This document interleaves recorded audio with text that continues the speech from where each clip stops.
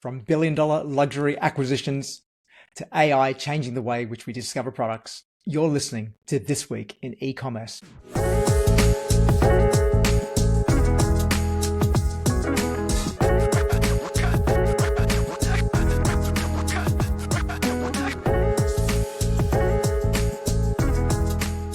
It is Monday, the 14th of April. Welcome back, everyone. I am Chia, taking you through another week of the top headlines affecting retail. Now, I'm going to make a concerted effort not to talk about the T word, tariffs, because that is all I seem to be talking about lately.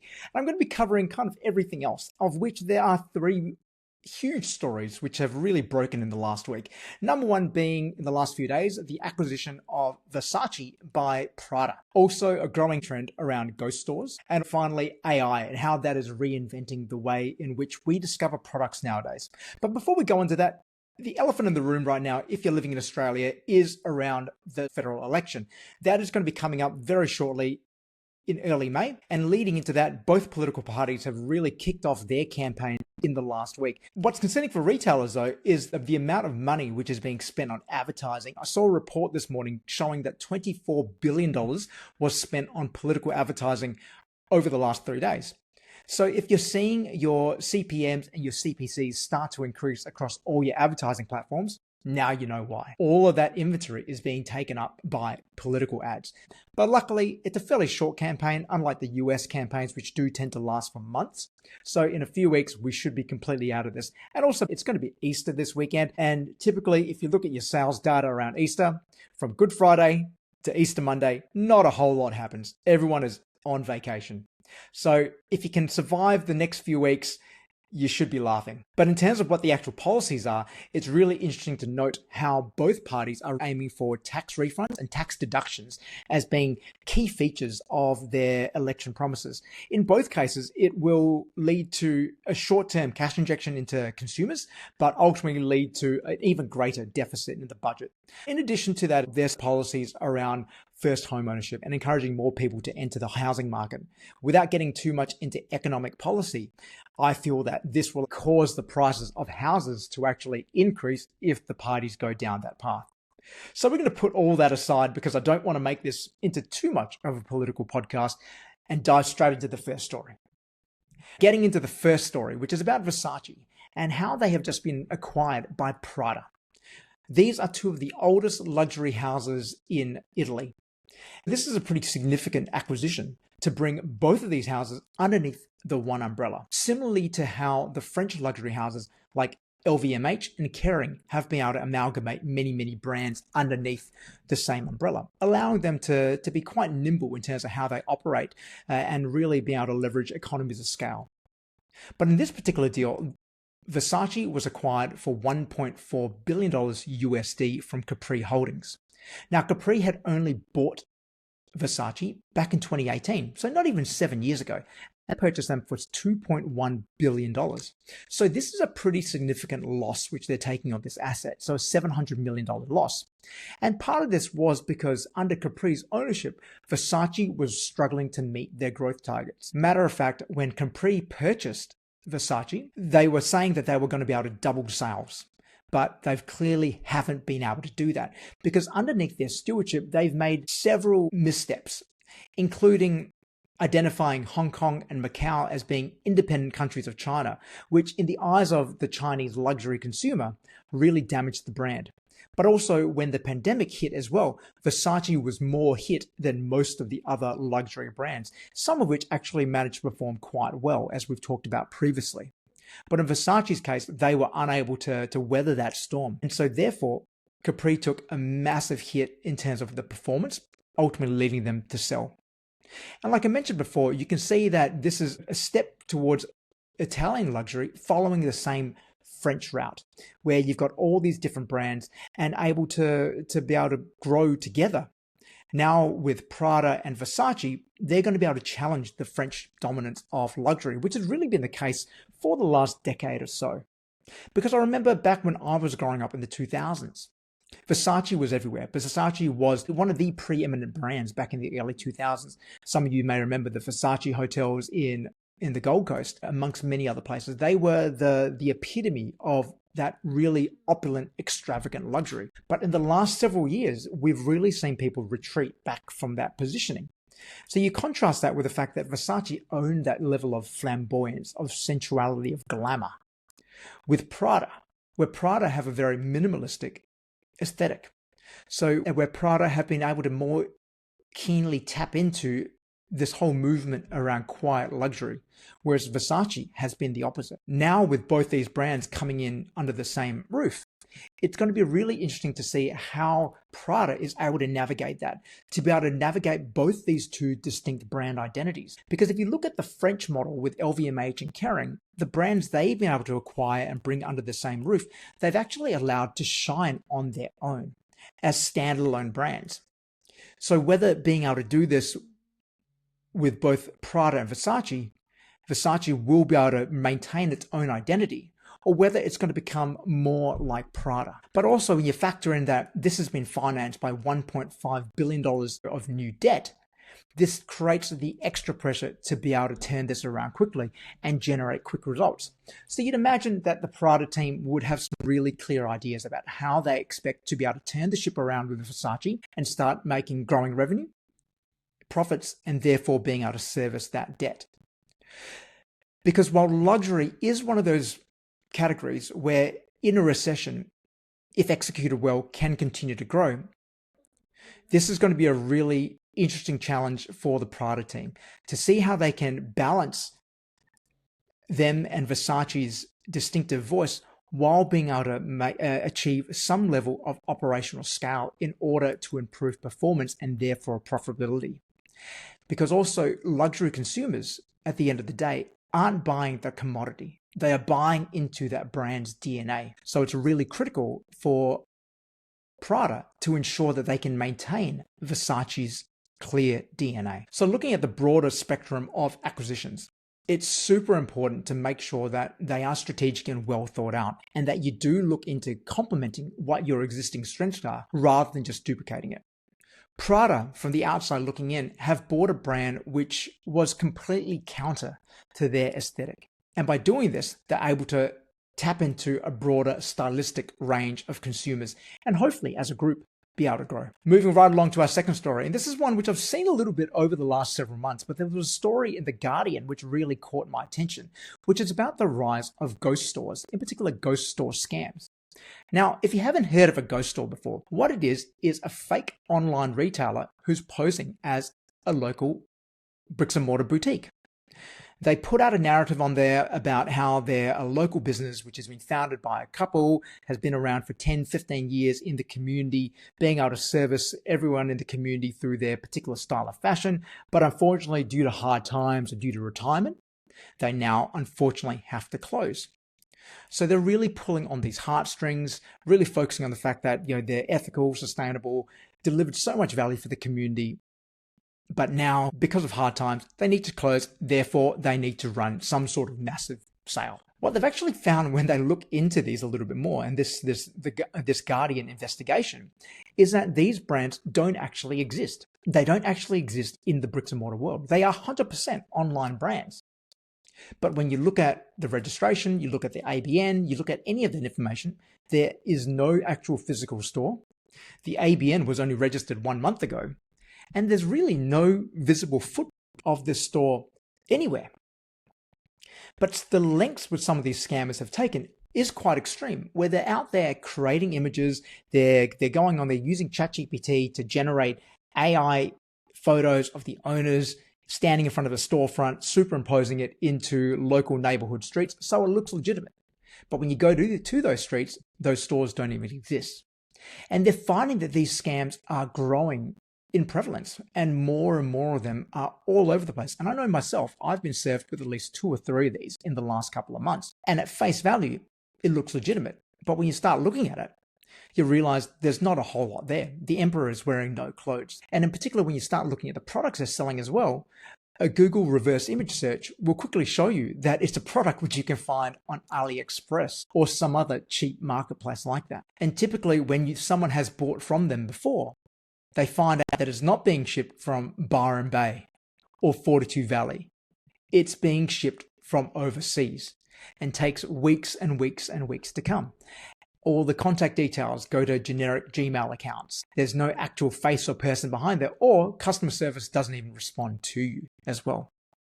But because it seems like such a great deal, people do it and they don't mind if they lose something, or maybe they don't really kick up too much of a fuss if nothing actually happens and they don't get their product or it's not to what it was specified. But these brands usually come out only on social media, primarily just through advertising. Actually, it's all through advertising because the organic social accounts don't even have any contact on there. All the reviews appear manufactured or pretty fake. And like I said before, they generally don't really have much of a footprint at all. So the question is, how are they able to run ads? How are these businesses able to run ads which are unverified, claiming all these things? So you got to ask yourself, where is the onus here? Is the onus here on us to make sure consumers to do our due diligence to ensure that we're buying from someone who's legitimate? Or is it actually on the platforms themselves, the advertising platforms, to validate this, to make sure that people aren't making unsubstantiated claims on there? It's probably a little bit of both. I think as consumers, we generally do need to be much more wary in the first place. And if anything, the last few years and the rise of all these online scams should have taught us is that they're not going away and they're getting more and more sophisticated. So you really do need to be very vigilant in terms of how you're engaging online and which brands you're buying from. But I also do believe that the ad platforms who are taking the money from these scammers have a duty of care, to us as being the consumers, to actually ensure that what is being published on their platforms is true and accurate. So where are we at now with this? The ACCC are currently investigating ghost scams, ghost stores, which is a great move. That's what we absolutely need.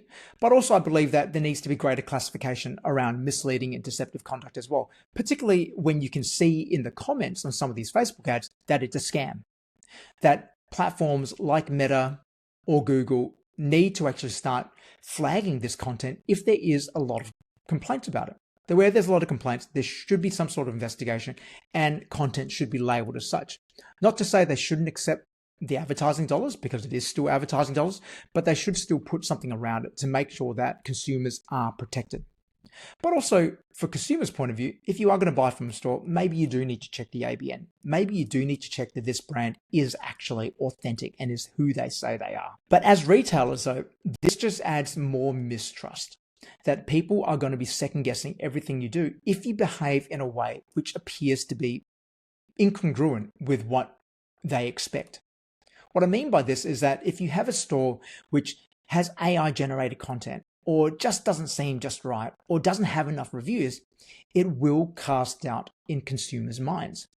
So more and more, that element of trust, of ensuring that you have plenty of trust signals on your website, on your ads, and it does look legitimate and authentic, becomes so important to standing out in this day and age where scams are everywhere. So moving forward into our last story, which is talking about generative AI and how it is changing the way in which people are searching and discovering products. A recent Capgemini study showed that 58% of consumers now rely on generative AI for product recommendations. Now, this could be ChatGPT, this could be Google Gemini, this could be Perplexity, any number one of these. But more and more, we are turning to these platforms to be able to research products. And this is only increasing amongst Gen Z and millennials. Because anecdotally, I've heard that there is fewer and fewer people searching on Google. If I look at my own behavior, I'm spending much less time on Google than what I used to. I'm more likely to be going to Perplexity or ChatGPT in order to answer questions I have. For no other reason than the content which I'm seeing is going to be much more personalized and tailored to me and what I'm looking for. Because when you look at a search results page, traditionally, you can search for black sneakers under $60 for men or for kids. And you'll see a result which has been optimized for that particular query. And more often than not, it's sending you straight to a retailer's page, which at face value may not be so bad if you're that retailer. But if I'm the consumer, it doesn't actually help me answer that question. But generative AI allows you to actually find a better answer to that question. So what I can see is that there is becoming a fundamental change in how people are discovering products, where we no longer want to search through pages and pages of search results until we find something which A, isn't for a retailer, B, isn't an affiliate link, or C, clearly hasn't been bought. We want to find answers, real answers to our questions, which is why we're starting to turn more towards AI assistant for these recommendations. And while the percentage of people doing it, and this is just by looking at Google Analytics will show that for retailers, the actual percentage of people visiting your site from these generative AI tools is pretty small. Matter of fact, it's barely even 0.01%, I would probably hazard across most of your sites. That really isn't the point. Because while you may not be getting direct traffic from it, it's still where people are being exposed to your brand if they are searching for a particular question. For me, if I'm researching new podcast microphones suited for a home office and compatible with a Mac, and I'm searching for that answer on Google, I'm probably going to find a whole lot of listings going to like a Tom's Guide or maybe going directly to JB Hi-Fi and a product there. But if I go to ChatGPT, I can research that question. I can ask it very, very nuanced questions, and it will give me an increasingly more personalized answer for that, which will hopefully get me to the product which I want to buy. And if it then exposes the brand to me, I will then go and search for that brand, if it's the right brand. So while the actual numbers may be small now, it's important to start thinking about how you can be visible to generative AI. What you can do to ensure that your content or people talking about your brand are going to be surfaced. And this is why it's really important now to be thinking about things like authority, how you can actually have your brand show up in places which have high authority, and a generative AI tool is likely to be learning from about your category. So this could be things like media coverage, expert opinions, awards. These become really important to find ways where if the AI is searching for authoritative content, it's going to find your brand. But also customer reviews, not customer reviews on your own website, but who are those third parties? Who are those real customers and influencers who are writing and reviewing products, and how can you get your brand in front of them?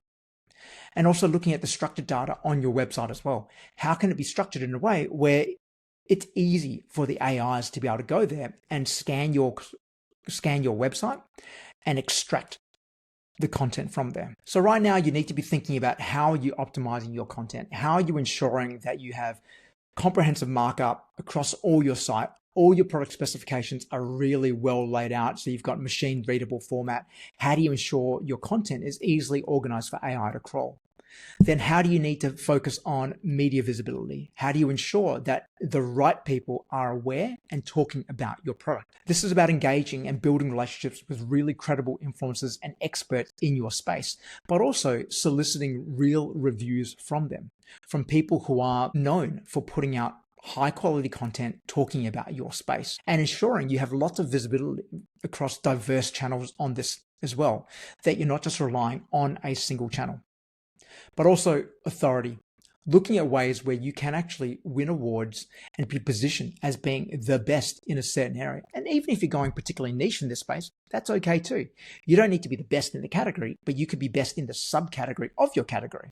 So understanding what your clear brand positioning is and how you need to own that. An example could be if I have a product tailored for the kids market, I want to make sure people who are reviewing my category for kids are going to be talking about the product so that it's really specific to someone who could be researching this on AI. So there's a lot of really practical things you can be thinking of right now that even if the search volume and the traffic coming from these sites is still relatively low, the time to start thinking about it is now, to really start thinking beyond SEO and how you can make sure that your website and your content is geared towards someone researching you. So as we wrap up this week and move into the Easter long weekend, I really hope that everyone here has a fantastic few days off and are able to really take their mind off things. Hopefully, take the mind off the dreaded T word, take your mind off what's happening in the economy right now, and really focus on recharging